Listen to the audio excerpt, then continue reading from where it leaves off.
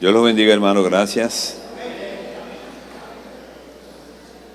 Agradezco al pastor Luis por su amable atención y por permitir que pueda estar esta noche compartiendo la palabra de Dios con ustedes.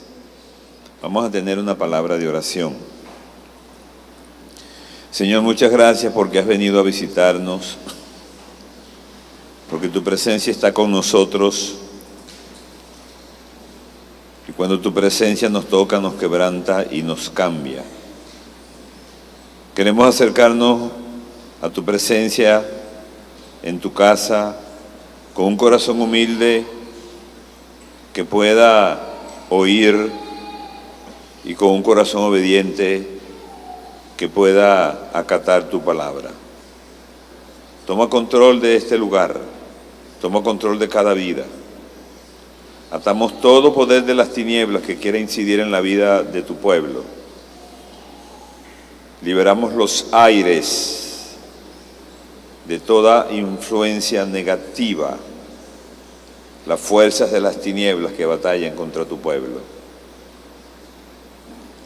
Inúndanos con tu presencia, Señor, y reina en nosotros, en el nombre de Jesús.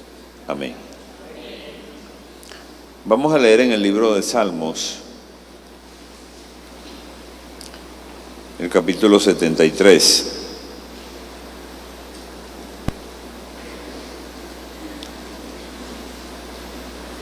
Ciertamente es bueno Dios para con Israel, para con los limpios de corazón. En cuanto a mí, casi se deslizaron mis pies, por poco rebalaron mis pasos, porque tuve envidia de los arrogantes, viendo la prosperidad de los impíos. Porque no tienen congoja por su muerte, su vigor está entero. No pasan trabajo como los mortales, ni son azotados como los demás hombres. Por tanto, la soberbia los corona, se cubren de vestidos de violencia. Los ojos se les hartan de gordura y logran con creces los antojos del corazón.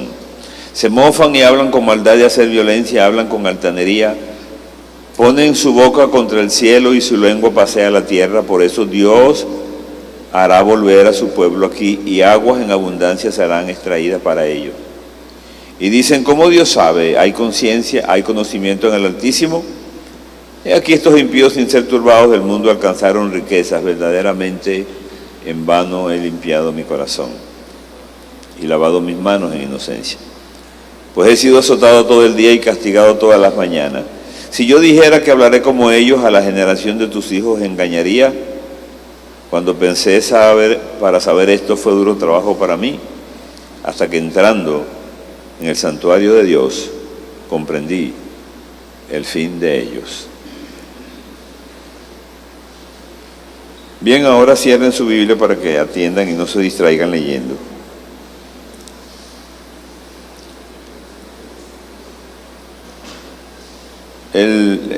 La división en capítulos y versículos de la Biblia no es original, no forma parte de lo que hicieron los escritores.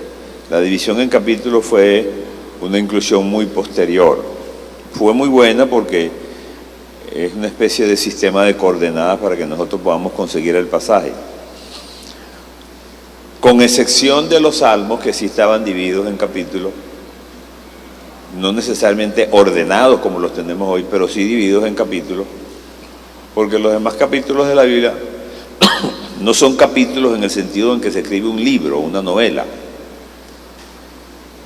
En cambio, el libro de Salmos sí está dividido en capítulos en términos de emociones. El libro de Salmos es una colección de emociones. Es una antología de emociones. Y eso es muy interesante porque usted va a encontrar allí rabia, amor, tristeza, angustia, cansancio, desesperanza, y por eso son tan distintos unos salmos de otros. Es decir, que cada salmo que se escribe tiene que ver con una circunstancia que vivió quien lo escribió. Quien escribe este salmo es Asaf, un hombre que tiene un liderazgo en lo que llamaríamos hoy alabanza y adoración en el templo. De manera que este hombre es un líder. No es un creyente cualquiera. Es un hombre con experiencia. Y él comienza diciendo algo que nos llama la atención. Cuando nosotros leemos la Biblia, tenemos que tener el cuidado de dejar la costumbre de leer la Biblia como si nos están persiguiendo. Tenemos que abandonar la costumbre de leer la Biblia como si tenemos que llenar una cuota diaria para que nuestra conciencia se aplaque. Entonces leemos muy rápido por leer, para decir, bueno, yo me leí un salmo. Hay que leer con calma, con el espíritu en quietud. Y vamos a descubrir que este hombre, que es un líder, obviamente está viviendo una crisis en su vida. George Barna dice que uno de los grandes problemas que tiene el pensamiento cristiano hoy en día es que tenemos conceptos inadecuados de Dios. Y como tenemos conceptos equivocados de Dios, obviamente cometemos errores porque esperamos cosas de Dios que no tenemos que esperar.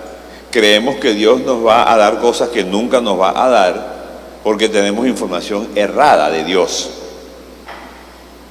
Obviamente, si uno parte de una equivocación, comete más equivocaciones. Lo que dice Asaf aquí parece muy cierto, pero no lo es. Él dice, ciertamente es bueno Dios para con Israel. Si uno lee eso sin tomar en cuenta el contexto en que se dice, parece que está diciendo algo muy bueno, pero lo que él está diciendo es algo muy malo. Porque lo que él está diciendo es, Dios es bueno con Israel y no tiene que ser bueno con más nadie. Dios es bueno con Israel, nosotros somos el pueblo de Dios, Él nos escogió porque nosotros somos lo mejor. Y resulta que Dios no escogió a Israel porque era el mejor. De hecho, ni siquiera escogió a Israel. Dios escogió a Abraham. Y Abraham no tenía Biblia porque no había Biblia. Abraham no tenía la función carismática del Espíritu Santo porque eso no estaba en función en la época de Abraham. Abraham no tenía iglesia. Abraham no tenía tradición religiosa. Abraham no tenía nada. Y Dios escogió a ese hombre para de él formar a lo que después llamaría Israel. Y Dios hace eso en su soberanía porque quiere revelarse a la humanidad y quiere anunciar la venida del Mesías. Y el Mesías va a venir a través de Israel. El problema es que Israel creyó que Dios los había escogido porque ellos eran mejores que los demás. Entonces, como creían eso, esperaban que Dios les diera a ellos muchas bendiciones, pero que se las negara al resto de la gente. Pero Dios no es así. Su sol sale sobre buenos y malos. Entonces, es bueno Dios para con Israel, para con los limpios de corazón. Eso es verdad, en primera instancia. Ahora, miren el razonamiento de él. En cuanto a mí, casi se deslizaron mis pies, por poco resbalaron mis pasos, porque tuve envidia de los arrogantes. Los pecados son horribles. Todos los pecados son horribles. De hecho, es redundancia decir que el pecado es horrible. Pero yo les estoy diciendo esta noche que la envidia es un pecado horrible porque es tan horrible justamente porque no parece pecado. Y entonces, como no parece pecado, puede entrar en la iglesia y en la vida de la gente sin que la gente se angustie. Por ejemplo, si usted dice y le comenta a alguien, el hermano fulano cayó en pecado, y la gente pregunta, ¿con quién? Porque cuando decimos cayó en pecado, estamos relacionando pecados que tengan que ver con sexo, adulterio, fornicación, y no necesariamente estamos hablando de eso. Podemos hablar de que una persona cayó en pecado porque es envidioso. Lo que nos dice eso es que el concepto sociológico que la gente tiene de lo que es un delito ha penetrado a la iglesia y ha cambiado la manera como la iglesia piensa. Y eso es peligroso, porque el concepto de lo que es pecado no es sociológico, sino teológico. Dios es quien establece lo que es pecado, no es la sociedad, ni siquiera la iglesia. Entonces él dice, tú envidia de los arrogantes. La envidia no es que tú deseas lo que otro tiene, porque eso nos pasa a todos. Usted puede desear cualquier cosa que otra persona tenga. Eso no es envidia. Envidia es cuando te sientes mal porque otro tiene lo que tú no tienes. Y eso es un pecado tan horrible, porque desencadena una reacción de pecados. Tú envidia de los arrogantes, viendo la prosperidad de los impíos. Él empieza a ver que el mundo impío, que algunos personajes del mundo que no son judíos, están progresando económicamente y él no. Y entonces dice, no tienen congojas por su muerte. Miren qué frase. Ellos no tienen congojas por su muerte. Si pudiéramos preguntarle a Asaf, ¿y por qué te sientes mal por eso? ¿Por qué tú dices que ellos no tienen congojas por su muerte? ¿Eso te molesta? Claro que me molesta. Yo quiero que ellos se mueran de cáncer. Yo quiero que a ellos les dé un accidente cerebrovascular. O sea, yo me siento mal porque ellos están bien. Eso es lo que está diciendo. No tienen congoja por su muerte y yo quiero que la tengan. Su vigor está entero.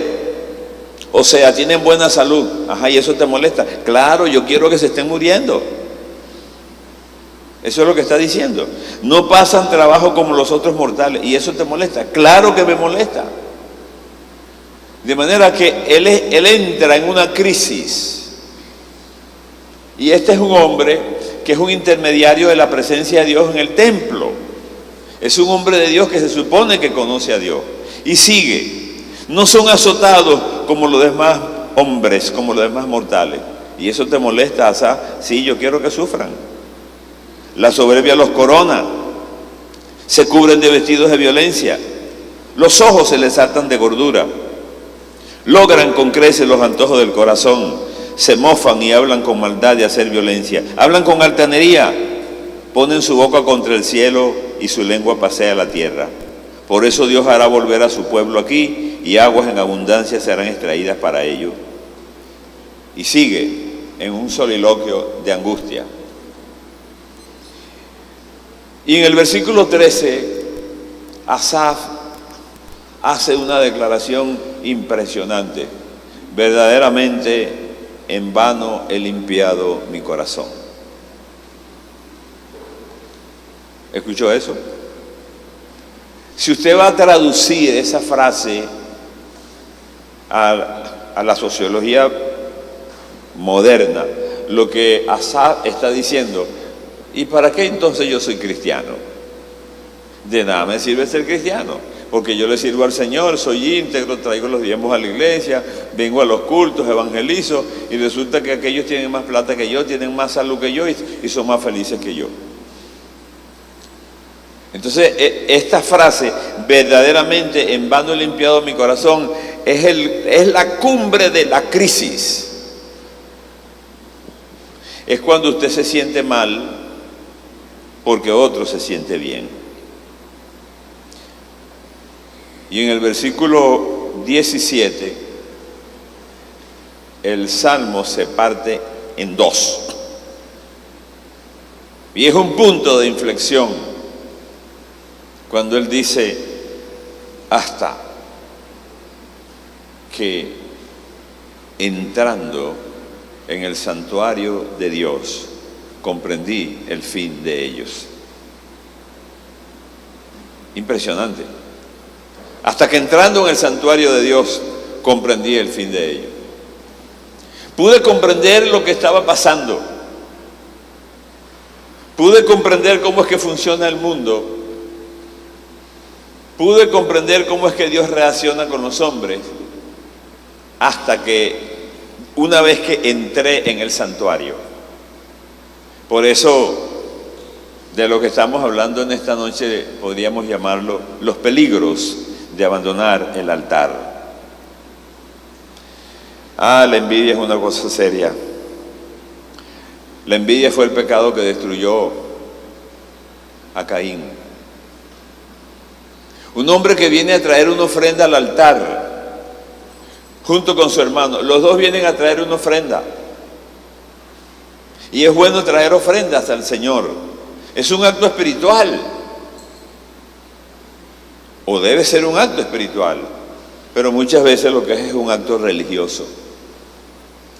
¿Cómo puede un hombre meter en el mismo corazón dos conductas tan contradictorias como lo son traer una ofrenda al altar y salir de allí con la decisión de matar a su hermano? ¿Cómo acomodamos en el corazón donde se supone que mora el Espíritu Santo la nobleza de traer una ofrenda con la traición de matar a un hermano? Eso se puede hacer cuando Dios no está en el corazón. Eso es una religiosidad. No hay altar allí. Eso fue lo que le pasó a los hermanos de José cuando no pudieron procesar la conducta de un muchacho inocente, malcriado y soñador. Pero uno no tiene culpa de los sueños. Él soñaba cosas y eran ciertas y proféticas, pero él no sabía y a ellos les molestaba. Y por eso lo sacaron del camino. Hasta que entrando en el santuario de Dios, comprendí el fin de ello. ¿Qué es el santuario? Hace más de 20 años que estoy trabajando con esto, con esta idea. Creo que si nosotros reconsideráramos lo que es la devoción, habría una revolución en el mundo evangélico. Pero hace muchos años que abandonamos la devoción. La iglesia es un organismo vivo. Pero la iglesia también es una estructura, es una organización. Y no es malo que lo sea porque debe serlo por razones de crecimiento de gente y de manejo de recursos. Pero nos hemos olvidado que la estructura es un accidente, mientras que el organismo es una esencia. Somos la iglesia de Cristo. Y la iglesia de Cristo está formada por la gente de Cristo. Y ahí no tiene nada que ver las organizaciones humanas. La iglesia tiene una estructura y a veces esa estructura se traga al organismo. Y eso ha venido pasando durante mucho tiempo y hemos abandonado la devoción, hemos abandonado el altar. Tenemos programas y hoy en día hacemos lo que llamamos servicio lo suficientemente llamativos para que la gente venga. Queremos atender a la gente, queremos distraer a la gente y queremos decirle a la gente lo que la gente quiere oír. El evangelio no es un mensaje de lo que la gente quiera oír, sino de lo que la gente tiene que oír. El altar no es un lugar físico necesariamente. El altar es la vida devocional. Lo que la gente maneja hoy en día como oración. Usted le pregunta a la gente, usted le habla a la gente de oración. Y cuando la palabra oración se instala en el corazón y en la mente de las personas, lo que la gente maneja es una actividad para pedirle algo a Dios. Es impresionante. Cuando hablamos de oración, hablamos de pedir. Pero cuando Cristo habló de oración, habló de pedir, de buscar y de llamar. Entonces, por eso es que la oración se ha convertido en una estructura religiosa que tiene un sentido utilitario. O lo que la gente llama oración es orar para bendecir la comida. Lo que la gente llama oración es orar para salir al trabajo, es orar para montarse en un avión, en un bus para hacer un viaje, es orar para pedirle al Señor que le dé un trabajo, una esposa o qué sé yo. Pero la idea de venir a la presencia de Dios devocionalmente, como venía el Señor, a pasar tiempo en la presencia de Dios para que mi corazón sea cambiado. No nos hemos percatado de que la oración es un encuentro de dos mundos, del mundo tuyo con el mundo de Dios. Y cuando el mundo tuyo se encuentra con el mundo de Dios, tú tienes que cambiar. Porque no puede ser de otra manera. El fariseo vino a orar en el templo junto con el publicano. El fariseo era un doctor de la ley, se la sabía toda, eran los líderes espirituales de la nación. Y cuando hace una oración, lo que se le ocurre es decirle a Dios, bueno, yo diezmo todo lo que poseo, ayuno 3 veces a la semana. Como si Dios tiene necesidad de que tú le digas eso, como si Dios no sabe eso, como si la gente cree que le está refrescando la memoria a Dios, como si Dios tiene mala memoria. Es decir, es una idea de que yo tengo derecho a porque yo hago. O sea, como si yo creyera que Dios tiene derecho a bendecirme y a darme lo que yo quiera porque yo cumplo con unos mandatos religiosos. Cuando el Señor cataloga la oración del fariseo, dice que oró consigo mismo. Pero el fariseo se sabía la Biblia de memoria. El fariseo era un riguroso respetador de la ley. Y todo el conocimiento y toda la teología no le sirvió para nada. La Biblia dice que oró consigo mismo. O sea, él no oró, lo que hizo fue dar un discurso. Pero el publicano está allí. Es un traidor a la patria el publicano. Es un corrupto. Le quita dinero de los impuestos a los connacionales. Paga una parte a los romanos, vive de eso y se queda con la diferencia. Era mucho dinero. No lo dejaban entrar en el templo. Eran los parias sociales de la sociedad judía. Pero vino. El problema es que caminó hacia Dios. Y eso es un milagro porque eso es lo que es la oración. Caminó en su desesperación. No tenía conocimientos religiosos, no entró a un altar haciendo invocaciones espirituales, él no sabía nada de eso, solamente le dijo, Dios, sé propicio a mí. Y eso lo que significa es, sabes Dios, yo nunca he venido a esto, no sé, no tengo cultura religiosa, nunca me ha importado la Torá, ni el templo, ni nada de eso, pero tengo necesidad de ti. ¿Será que tú me puedes ayudar? Eso es todo lo que Dios necesita que tú hagas. Todo lo que Dios necesita que tú hagas para transformarte es que vengas a su presencia, altar. El altar no es un lugar necesariamente físico.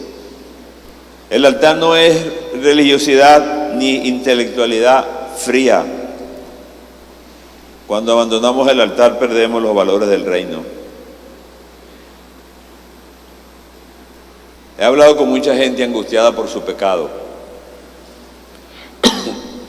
He hablado con muchas personas angustiadas porque tienen una crisis en su vida.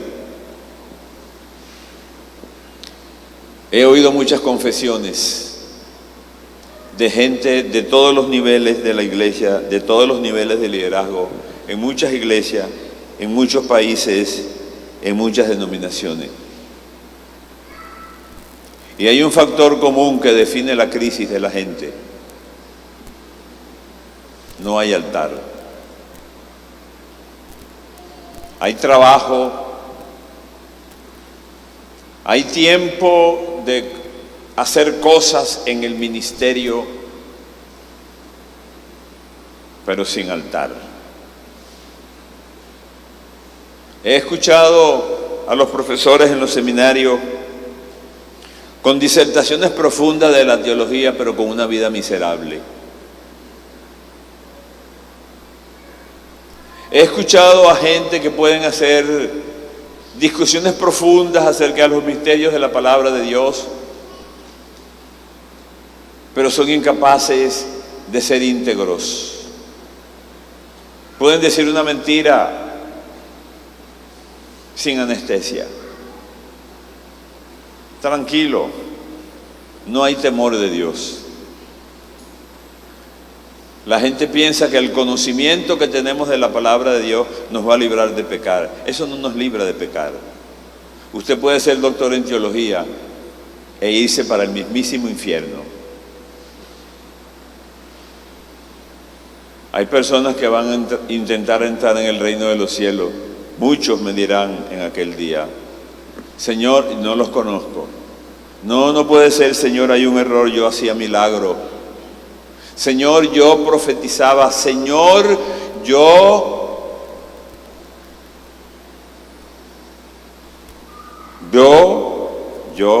y yo. Sí, yo sé todo lo que tú hacías, pero no estás en la lista. Tremendo. Gente que está en la iglesia, pero que no está en el Señor. Porque cuando abandonamos el altar se nos dificulta oír a Dios. Cuando abandonamos el altar, cuando tenemos una vida religiosa sin devoción y sin oración, solo nos quedan los métodos y las estrategias, y Dios no bendice los métodos de los hombres.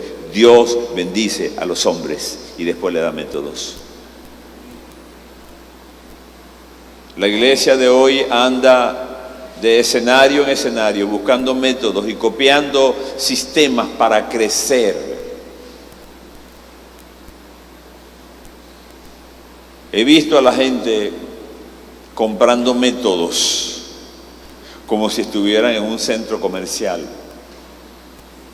Me enviaron una vez a un congreso internacional donde estaban desarrollándose unas técnicas de crecimiento masivo de la iglesia. Había gente de todas partes del mundo. Estados Unidos, de América Latina, de Canadá, Australia, Europa, África. Y recuerdo un hombre de Australia que se paró y dijo: yo vine aquí, así dijo, yo vine aquí porque yo quiero lo mejor para mi iglesia. Es lo que estaba diciendo: yo quiero comprar este método y llevármelo para allá. No es así como funciona. Estábamos en una reunión en mi iglesia hace un par de años, y unos ancianos y ministros de mi iglesia habían ido a Bogotá a ver el ministerio de Ricardo. Y vinieron quebrantados por la presencia de Dios allí en Avivamiento. Y entonces ellos hacían así, soplaban y no se caía nadie. Y yo los veía angustiados porque ellos pensaban que se iban a traer en una cajita la unción de Bogotá para soltarla en Caracas. Y en una reunión de líderes estábamos todos y el pastor me pregunta, no sé por qué me lo preguntó a mí, hubiera preferido que no me lo preguntara, pero me lo preguntó a mí en público y tuve que responderlo en público. Me dijo: Néstor, ¿qué tú piensas de eso? Y, ay, Dios mío, porque el pastor me lo preguntaría a mí. Le dije: bueno, pastor, yo creo que los avivamientos no se copian. Los avivamientos se producen. Usted no tiene que sentirse acomplejado porque allá hay un avivamiento o por allá. El avivamiento usted lo puede comenzar en su vida ya si quiere, hoy. No tiene que venir el avivamiento para Colombia. Ojalá que venga, pero usted puede manejar un avivamiento en su vida ya. Puede comenzar a manejarlo ya, ahora mismo. Los avivamientos no se copian. Se molestaron los líderes conmigo. El líder de ellos me llama y me sentó en su oficina y me dice: Néstor, la gente está molesta contigo. ¿Sí? ¿Por qué? Bueno, porque les cortaste las alas del corazón. Yo no le he cortado nada a nadie. Bueno, vamos a hacer una cosa, reúnelos el jueves para volverle a cortar las alas. Porque los líderes adultos no pueden estar creyendo en esas boberías. Usted quiere un avivamiento, usted tiene que empezarlo. Porque la gente conoce la gloria, pero no conoce la historia. Ven una iglesia llena con la presencia del Señor y ellos se lo quieren copiar, lo quieren fusilar. Hable con el pastor para que vea cuánto le costó llegar a eso. Cuánto sacrificio, cuánto dolor, cuántas lágrimas, cuánto sufrimiento, cuántos años para llegar a comprender a Dios. Ricardo dice que él tenía 50 personas y le preguntaba al Señor: ¿cómo hago? Voy para acá, me copio esto, y nada le funcionaba. Y un día el Señor le dijo: trae la presencia de Dios a mi iglesia. Y después, olvídate de los números. Y eso es lo que Él está haciendo. Y entonces la gente va para allá a Bogotá a copiarse el esquema y a repetirlo. No, señor, usted tiene que producir su propio avivamiento. Entonces después, con el tiempo, se fueron enfriando, se les salió la unción de la cajita que traían y se dieron cuenta que estaban equivocados. Cuando abandonamos el altar, amamos más a nuestra denominación que a Dios. Cuando abandonamos el altar, destronamos a Dios de nuestras vidas. Cuando abandonamos el altar, confundimos la oración con una lista de peticiones. Cuando abandonamos el altar, somos como el pámpano que se separa de la vid. Separados de Dios no podemos hacer nada. Cuando abandonamos el altar, confundimos la religión con la relación. Cuando abandonamos el altar, sustituimos la presencia de Dios con programas. Cuando abandonamos el altar, nos queda un vocabulario vacío, intelectual, hueco. Cuando abandonamos el altar, nos quedan las convicciones, pero se pierden las condiciones. Hace años supervisaba a un grupo de pastores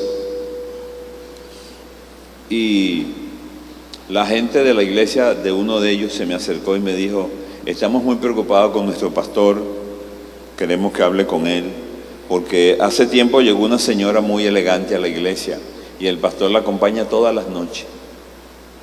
Y el pastor es casado, mire, y usted sabe, pastor, que a él no le conviene eso. Bueno, está bien, yo voy a hablar con él. Lo llamé y le dije: mira, tu gente se está quejando por esto y esto y esto. ¿Y saben lo que me dijo ese hombre? Yo tengo mis convicciones. O sea, yo sé lo que es malo y lo que es bueno. Hermanos, los hombres no pecan porque son ignorantes. Los cristianos no pecamos porque desconocemos la palabra de Dios. Los cristianos pecamos porque somos incapaces de respetar a Dios. Y somos incapaces de respetar a Dios justamente porque no tenemos altar. Los pecadores pecan no es porque se le olvida la teología, sino porque se le olvida la devoción. Es distinto. Y yo le dije: yo no te estoy acusando. Me dijo: yo tengo mis convicciones. O sea, yo sé lo que estoy haciendo. Yo tengo el control de la situación. Convicciones. Bueno, está bien. Nadie se está acusando. Un par de semanas después, la señora del cuento vino a mi oficina. Y yo le dije: mire, yo creo que no es conveniente que usted siga permitiendo que el pastor la acompañe de noche después del culto, porque se va a prender una candela que ustedes después no van a poder apagarla. Y la señora me dijo: ya la candela se prendió.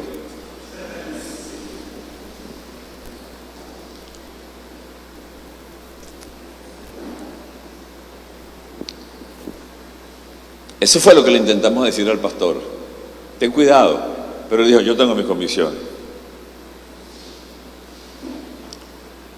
Hay una frase impresionante que está en la palabra de Dios, que es tan sencilla que parece tonta y la gente como que no la toma en cuenta. Cristo dijo hace 2 milenios: velad y orad para que no entréis en tentación. Lo único que es verdaderamente útil para que te agarres de Dios y te libres no de la tentación como sistema, sino de la reacción de la tentación, de lo que produce la tentación, es la oración.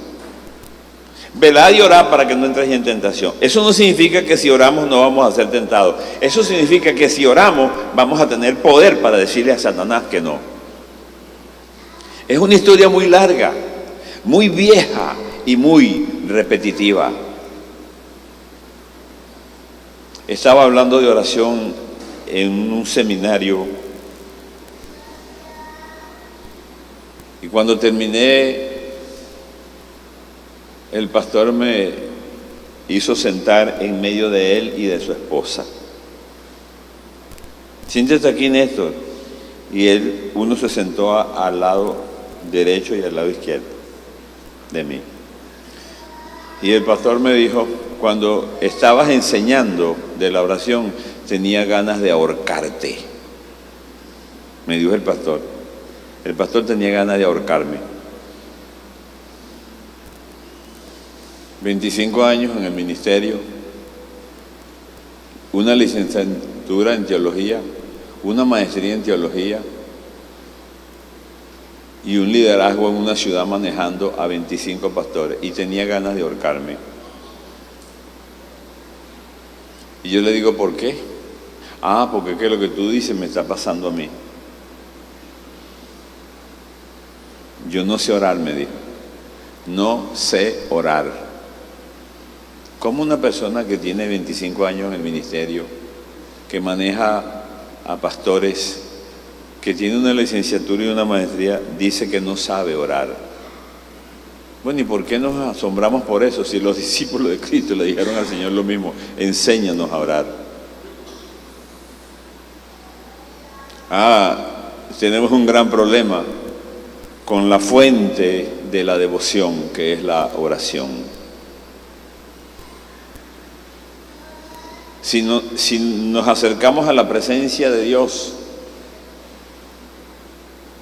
Él nos va a transformar. Cuando uno le dice eso a la gente lo toma con un lenguaje religioso y milagroso, porque estamos acostumbrados a pensar que los milagros son algo que ocurren así de la noche a la mañana.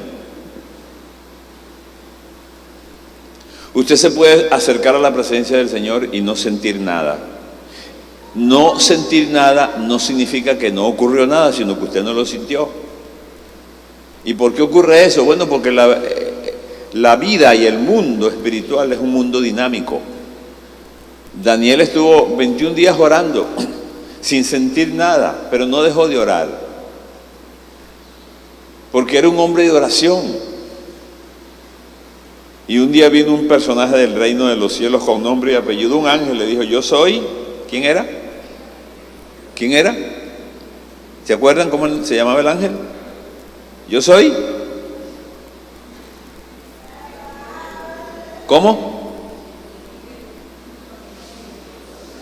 Gabriel. Yo te escuché, le dijo, desde el primer día que humillaste tu corazón. Te escuché, pero no pude venir. ¿Se dan cuenta el problema? Pero Daniel, como era un hombre de oración, no se dejaba manejar por las emociones. Venía a la presencia de Dios. Usted puede venir a la presencia de Dios y a lo mejor no siente nada. Y como no siente nada, usted cree que no pasó nada y se para disgustado, creyendo que ha perdido el tiempo. Nadie pierde el tiempo en el altar. Si vienes al altar, vas a ser transformado. Vas a ser transformado aunque no quieras ser transformado. Vas a ser transformado aunque no pidas ser transformado. Y vas a ser transformado aunque no esperes ser transformado, porque nadie puede acercarse a Dios y quedar igual. Pero tenemos que aprender a que nuestra relación con Dios no dependa de emociones, sino de fe. Yo estoy con ustedes todos los días. Eso es lo que Dios dice. Eso no tiene nada que ver con lo que yo siento. Yo puedo sentir lo que sea, pero Él dijo: yo voy a estar con ustedes. Y si Él dijo: yo voy a estar con ustedes, Él va a estar con nosotros, independiente de que lo sintamos o no lo sintamos. Cuando abandonamos el altar nos pasa como a Elí. Nos quedamos con los símbolos. Elí tenía una vida licenciosa. La Biblia dice que sus hijos eran sacerdotes y la Biblia dice que sus hijos eran impíos. En el capítulo 1 de Samuel dice que eran sacerdotes y en el capítulo 2 dice que eran impíos, y uno dice: ¿cómo es que es lo que eran entonces? ¿Cómo es que podían ser impíos y sacerdotes? Bueno, eran impíos y sacerdotes. ¿Y eso puede ocurrir? Claro. O sacerdotes impíos, como a usted le guste más, pero se pueden combinar las dos cosas. Estaba predicando el otro día en República Dominicana y el mensaje lo estaban transmitiendo por radio y televisión. Y dije en el mensaje: hay gente que está caminando en la cuerda floja. Hay cristianos que tienen un pie en la iglesia y un pie en el mundo. Cuando terminó el culto llegó un hombre muy elegante, muy distinguido. Se acercó y le dijo a mi esposa, yo quiero hablar con él. Y cuando se me acercó llorando me dijo, yo soy uno de los que andan en la cuerda floja. Yo soy uno de los que tienen un pie en la iglesia y un pie en el mundo. Yo soy un líder en una iglesia de esta ciudad. Soy casado y tengo 3 mujeres. Crisis espiritual. Elí quería o creía que el arca podía sacarlo del apuro. El arca era una caja hermosa, pero era una caja. El arca no era Dios. Usted puede cargar una Biblia para arriba y para abajo. Eso no indica ni siquiera que usted es cristiano. Símbolos de las cosas. Hay gente que se aferra a los símbolos. ¿Qué pasó? Los filisteos rodearon. Y le pregunta Elí al mensajero, ¿qué pasó? Se robaron el arca. Los filisteos se robaron el arca. Elí, se la robaron, se robaron la gloria de Dios, se robaron el símbolo de la presencia de Dios.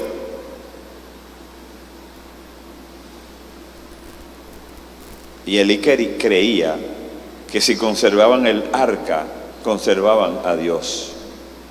La gente respeta los símbolos de la religión. La gente respeta las estructuras. La gente respeta las estrategias. Marcos Vidal, el famoso cantante y pastor, acaba de escribir un libro que se llama Con Permiso y dice 2 cosas. He cometido sistemáticamente 2 errores en el ministerio.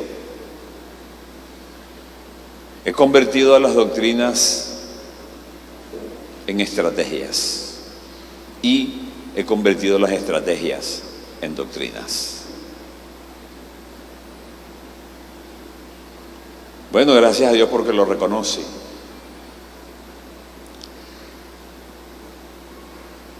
Samuel Mariano, un cantante brasilero, anda viajando por todo el mundo cantando y vendiendo su material, gana mucho dinero y es famoso. Y dice que un día empezó a darse cuenta de que no lo estaban invitando más, bajó el nivel de invitaciones. 1 mes, mes y medio, 2 meses. Entonces se metió en un cuarto oscuro y puso una silla para preguntarle a Dios qué es lo que estaba pasando. Él ponía el teléfono celular así y decía, el teléfono suena, y no sonaba, nadie lo llamaba. Entonces le dijo, Dios, siéntate ahí que yo quiero hablar contigo. Quiero preguntar a ver qué es lo que pasa, que no me han invitado más. Y entonces pasó media hora y él decía, la silla ni siquiera se movía, yo pensaba que se moviera. Quería que se moviera. 1 hora, 1 hora y media, 2 horas y la silla no se movía. Entonces dijo, no, yo me estoy volviendo loco, yo me voy a parar de aquí. Y cuando se iba a parar, yo le dije, Samuel, y se asustó. Quien quiere hablar contigo soy yo. Yo quiero decirte que yo fui quien cerró las puertas. Y las cerré porque ya tú no quieres hablar conmigo. Ya no oras. Ya no vienes a la iglesia, ya no estás en mi presencia. Tu Dios ahora se llama Twitter, Facebook, Instagram, correo electrónico. Así se lo dijo el Señor. Y le dijo, es tiempo de volver. Y él escribe la hermosa canción, Tiempo de Volver. Lo pueden ver en YouTube, era como 12 minutos. Y le aseguro que no lo va a poder mirar sin llorar. Porque es tiempo de volver. Tenemos que retornar al altar. La crisis de Asaf fue una crisis de falta de altar. Cuando se dio cuenta Elí que el arca se le habían robado los filisteos, murió. Mataron a sus 2 hijos Ofni y Fines, que eran sacerdotes impíos. El hijo de uno de ellos, que acababa de nacer, la madre muere y el niño se llamó Icabod. La gloria de Jehová ha sido traspasada. No hay gloria, porque el sacerdote y los sumos sacerdotes creían que la gloria estaba en los símbolos, en la religiosidad, en el sistema, en las estructuras. Cuando abandonamos el altar nos endurecemos para escuchar al Espíritu Santo. Cuando abandonamos el altar nos molestan las glorias ajenas. Cuando abandonamos el altar dejamos de oír a Dios.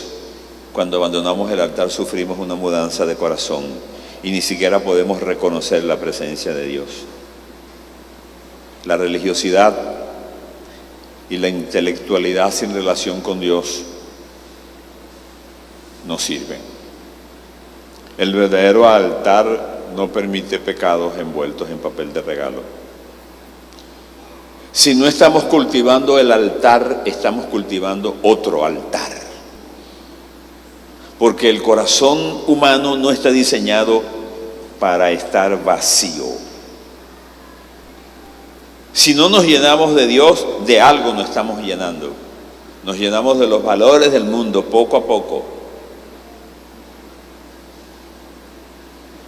Sansón descuidó el altar y destruyó su ministerio. Elías abandonó el altar y Dios lo juzgó sumariamente. Saúl abandonó el altar y Dios lo desechó. Salomón abandonó el altar y se convirtió en idólatra. David abandonó el altar y se convirtió en homicida. José, Daniel y Samuel jamás abandonaron el altar. El abandono del altar no es repentino, no es una decisión que tú tomas un día, es un proceso. Amanece el día, termina el día y nos acostamos en la noche con un sabor amargo en la boca porque no hemos tenido un momento para estar en la presencia del Señor.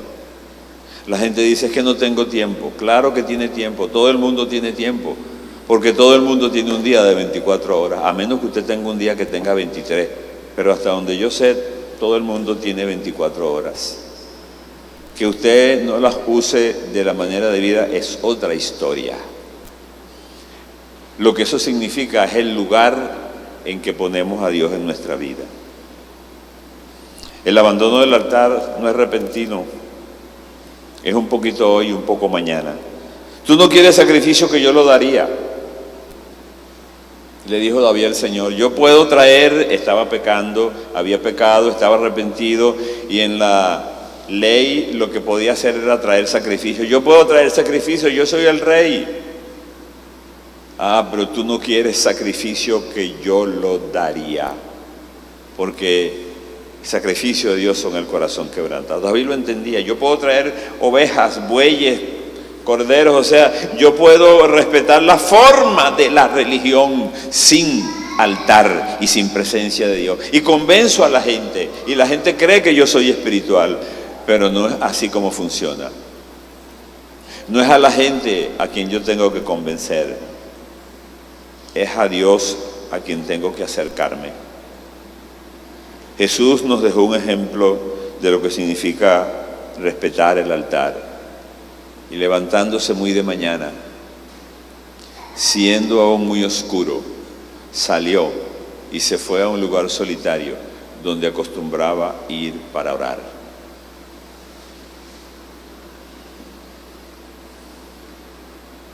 Voy a cerrar con una pregunta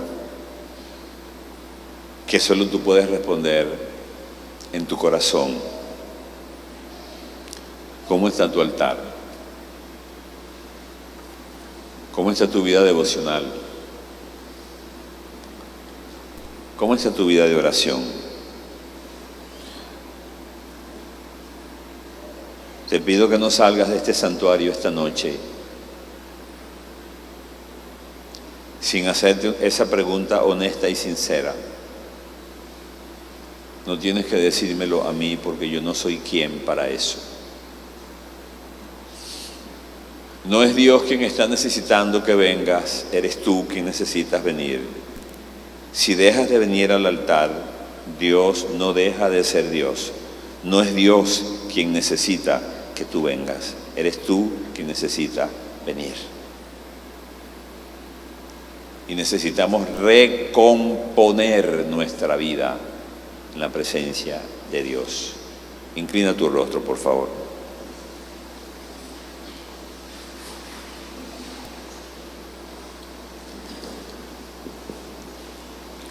Señor, queremos pedirte perdón en esta noche. A veces sentimos que hemos estado muy ocupados. A veces ocupados en el ministerio. Pero el ministerio no es más importante que tu presencia, porque nada es más importante que tú. Perdónanos, Señor. Y solemnemente prometemos ante ti esta noche y ante nosotros mismos que a partir de este momento voy a recomponer mi altar, que decido convertirme a partir de hoy en un hombre y una mujer de oración, que vendré a tu presencia, no para hacer oraciones utilitarias que forman parte de la liturgia de la iglesia, de la tradición religiosa que controla nuestras acciones. No, Señor, necesito venir a tu presencia. Necesito llorar delante de ti. Necesito estar en silencio delante de ti. Necesito quebrantar mi corazón. Y decido humildemente delante de ti que esta noche voy a comenzar. En el nombre de Jesús. Padre, recibe toda la gloria, toda la honra y toda la alabanza, toda la adoración. Que el Señor te bendiga y te guarde. Que el Señor haga resplandecer su rostro sobre ti y tenga de ti misericordia. Que Dios alce a ti su rostro y ponga en ti paz. Amén. Que Dios los bendiga, hermano. Gracias.